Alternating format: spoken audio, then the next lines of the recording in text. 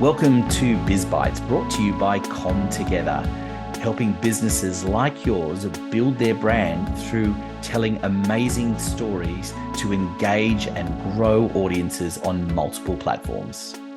Well, hello everyone, and welcome to another episode of Biz Bites. And I have a fantastic guest with me today. Bonita has an amazing story to tell. And I'm going to let her introduce herself in a minute, but just to say that I love the name of her business because it just says it all. Scale to impact. That is really what business owner doesn't want that. So Bonita, if you want to introduce yourself formally and tell us a little bit about your business.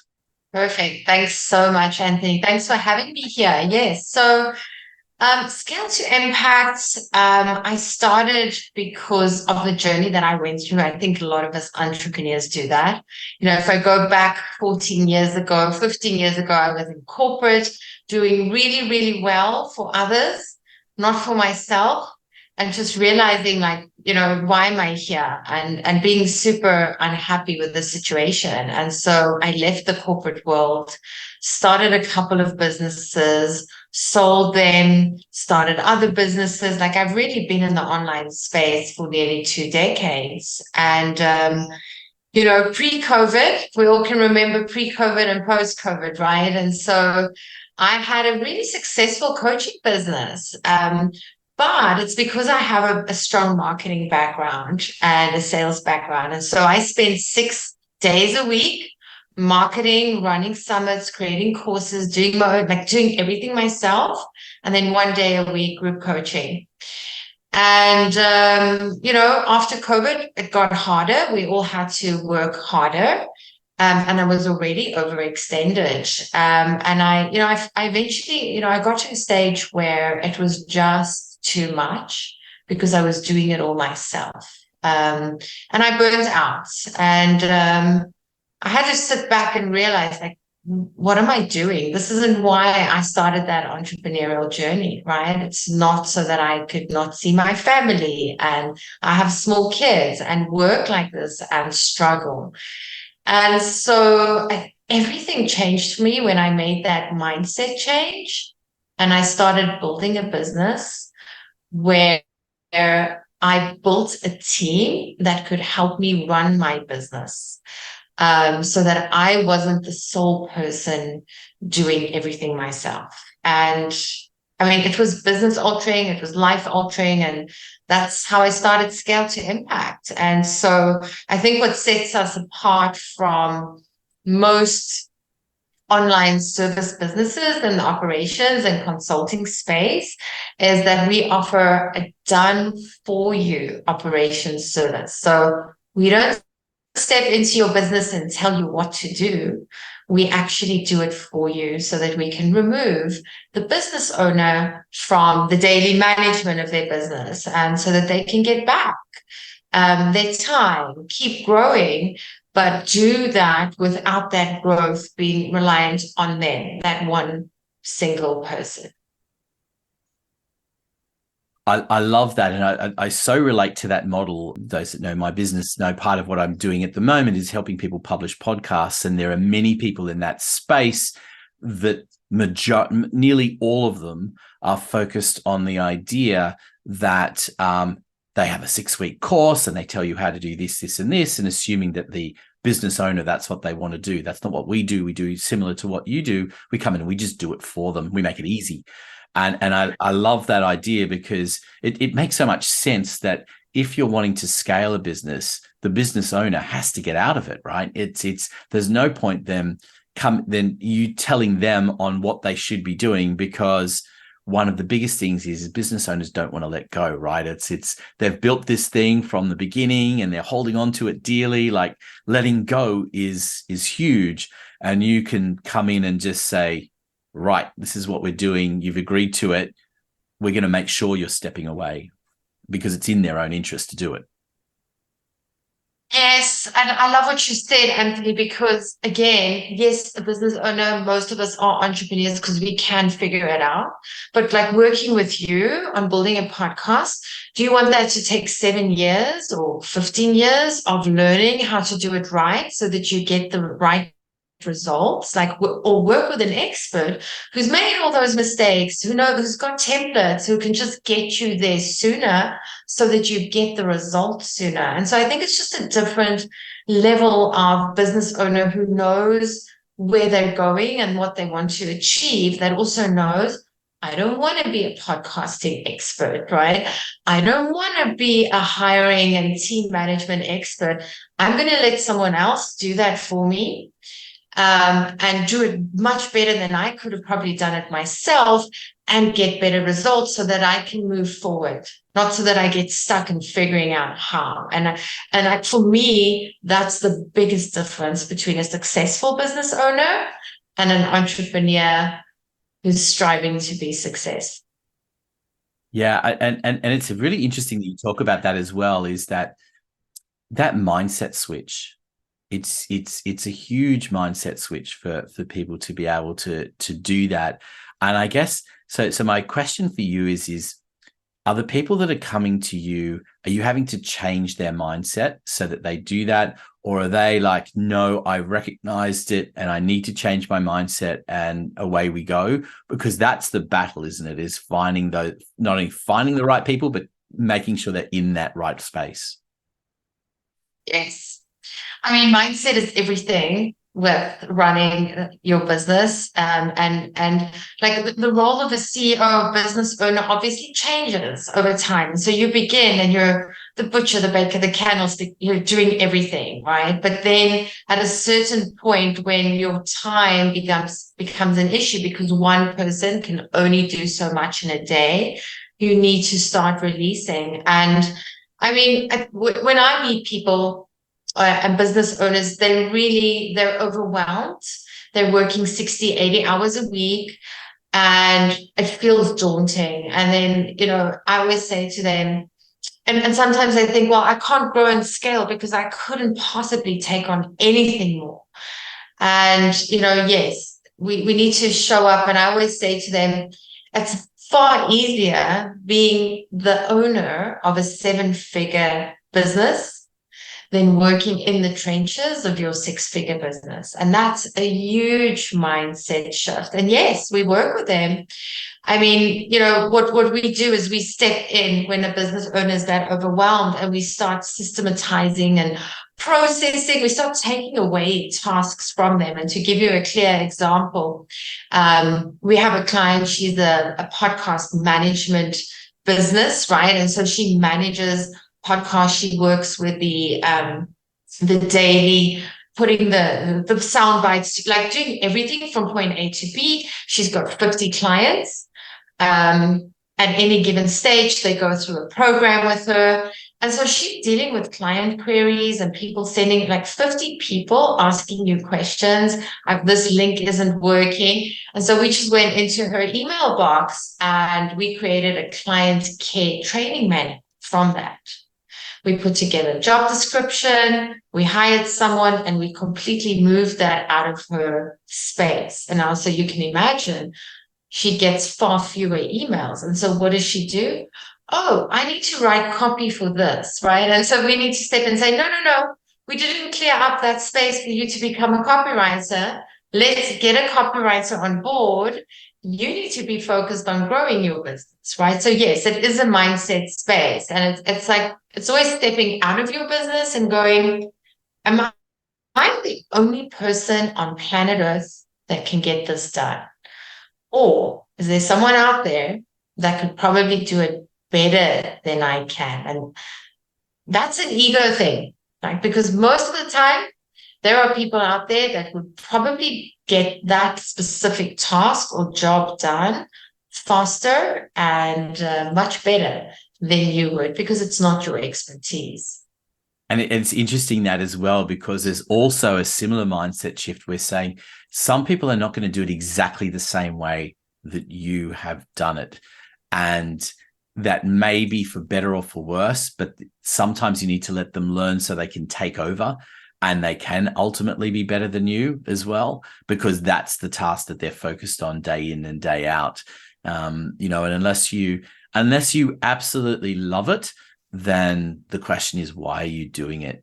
And it's a hard lesson to learn in business, because often you're trying to save money, you think, but the switch comes on when you say to people that that's not the case. I was having a conversation recently with someone who was spending 2 hours a week writing content, and I said, well, what do you think you should be paid an hour? And it was like $500 an hour. I said, so you're spending $1,000 a week of your time writing content.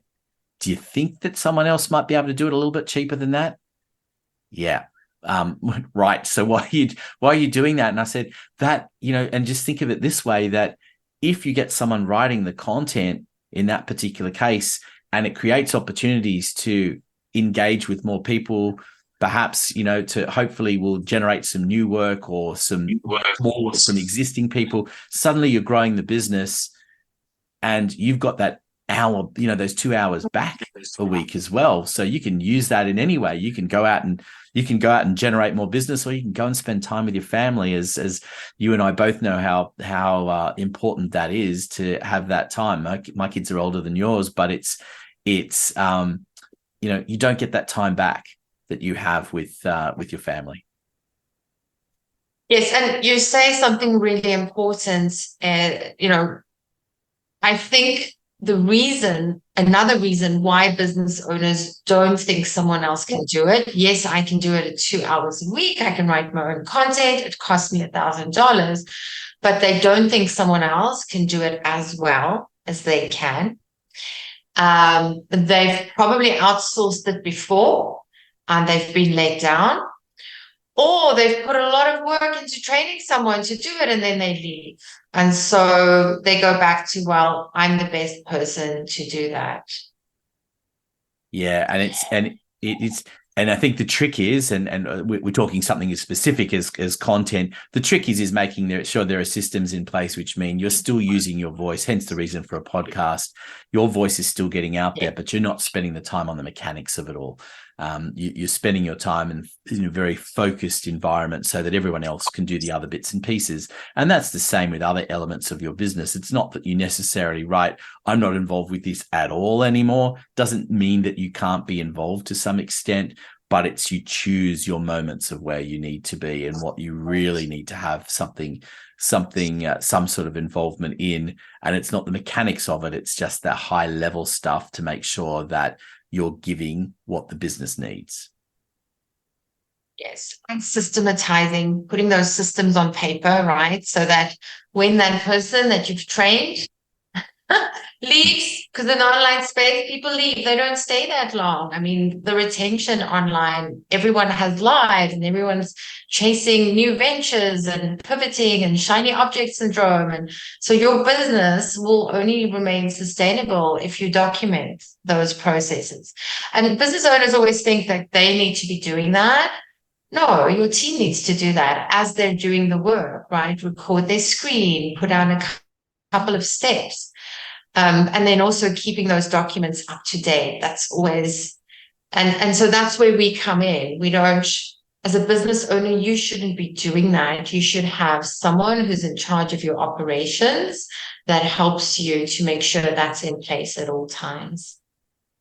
Yeah, and it is so important, and I know it's something we've spoken about that previously that we do in terms of marketing as well. That it is important to have that documented so that it's not even a case of someone leaving. Someone can be off sick, or someone can be on a holiday, or things can happen, and so you still need ways that system keeps operating in those circumstances. I learned the hard way a very long time ago in business that it's how you respond when things go wrong that is everything, and systems make sure that is going to be in place in the right way, because I've seen it go astray, where the response to something going wrong has killed the business, absolutely killed the business, because they just made wrong decisions, because there was no system to follow, and because they were rather too intent on covering something up, or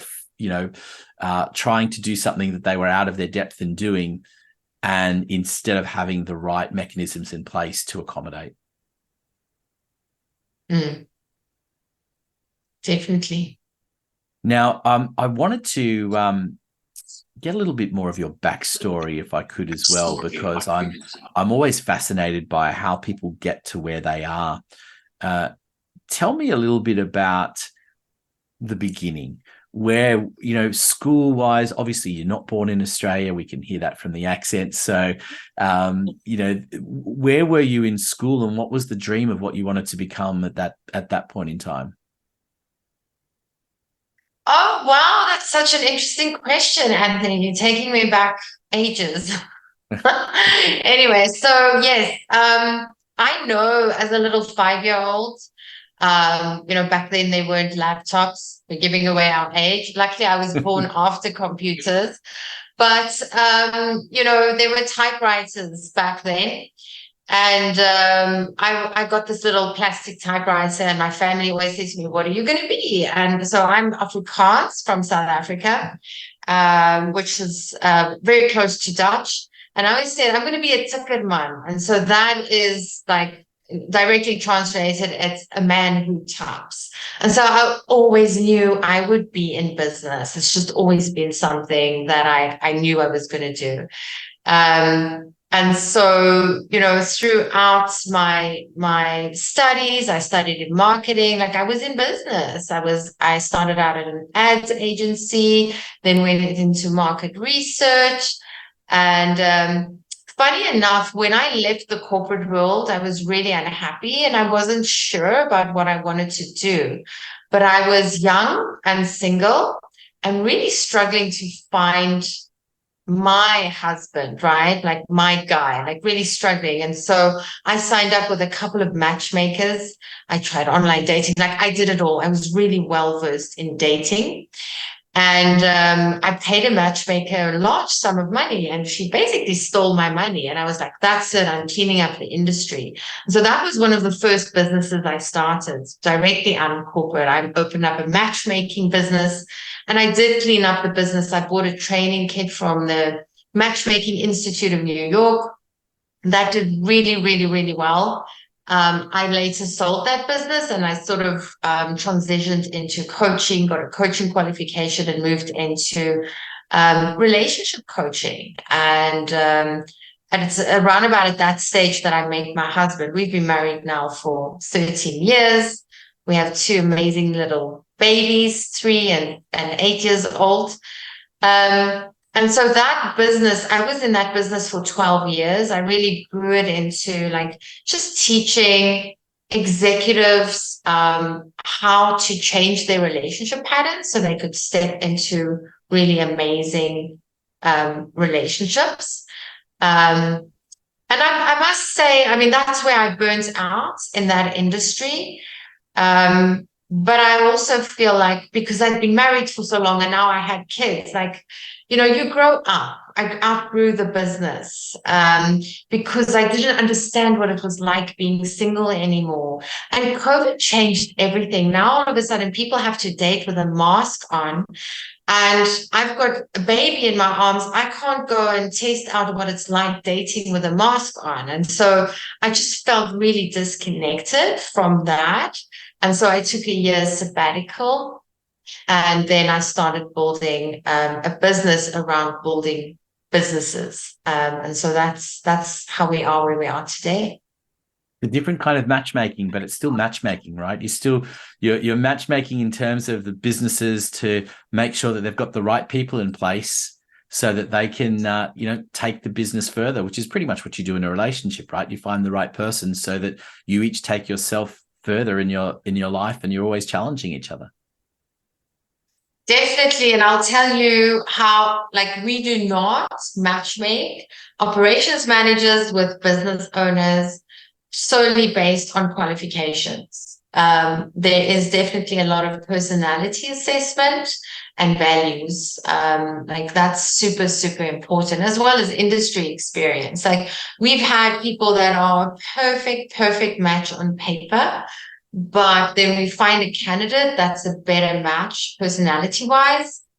And we'll always take that candidate over the on-paper match that isn't a personality match, just because it's about integrating a team. It's Yes. about making sure everyone gets along. Like, you can only go as far as your weakest link. And we've seen that go really wrong with the wrong individual fit. Yeah, I totally understand that, because I think you could, as you say, you can on paper find the best person in the world at a given occupation, but if the business wants to move it one direction and they want to move at a fast pace in another direction, no matter how good their skills are, it's just not going to work. And and sometimes it can be age can play a real factor in that as well. I've worked in office spaces in the past where there've been a group of us that have been around the same age, children and all of those kinds of things playing into this situation. And then you've got someone who's really quite young in there, and the dynamic can really shift, because suddenly you're having conversations with other people and they're going, I have no idea what you're talking about, what your reference points are. And it can be really interesting to make that dynamic work. It's not that it's impossible, but the right personalities have to be there to be a willingness to make that work. Otherwise, if you've got this environment where we're all relating on one level and you've got someone sitting on the outside, no matter how good they are at their job, they're always going to feel like they're on the outside and pulling against you. And that's not something you want in any workplace. No, and it's so interesting that you say that, because I come from old school client relationship management in corporate. I used to work in account management, and client's always right. We always find a solution. Make sure you deliver whatever the client needs before they ask for it. So it's a very different mindset.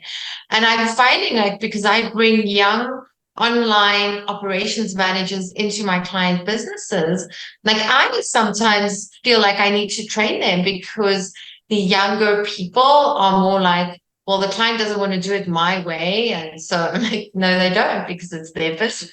And so it's really a good balance between, yes, there is a right way to build systems, and you're well versed in that, but this has also been the client's business for 15 years. And so let's find a middle ground. I don't know if you've found that. Oh, absolutely. Absolutely. It's such an important thing to try and find that it is, like you said, like a relationship where you make each other better, right? That's what a good relationship is about. And you're constantly challenging and learning more from that. And we have that in a personal relationship as well as a professional one. And I think it is important to find that right match to make that great team. And that's what it is all about. Now, just before we wrap things up, I have one final question to ask you that I like to ask my guests on the show is, when clients start to work with you, they often have an aha moment. So what is that aha moment that clients eventually have that you wish more people knew about before, so that they would just come running to you in advance? Well, it has to do with, oh, wow, I don't have to carry this mental workload all by myself. Like, wow. And I don't need to know how to do it. I think business owners, entrepreneurs are so hard on themselves. I have a client who is a physician and he runs a podcast for physicians, and he wants to launch a course. And he's like, I don't need to know how to run a course. No one taught me that, right? I was taught how to be a good doctor, and that is okay. I don't need to know about all the moving parts of my business, because that's not what I'm good at, and that is okay. So that's really the aha moment. I don't need to know it all. I don't need to do it all by myself. I can actually let someone else who's really good at this do this better than I can. I think that is a fabulous point for business owners. If you are listening in right now, definitely note that down and think hard about it, because it's such an important point to realize. And I think most business owners don't realize that until it's way too far down the path and they've lost a lot of time along the way. So the sooner you do, the sooner you can, as your business name says, scale to impact. Bonita, thank you so much for being an amazing guest on the program. Really appreciate the insights and the discussion. I appreciate you and everything that you do in your community. So thank you, Anthony.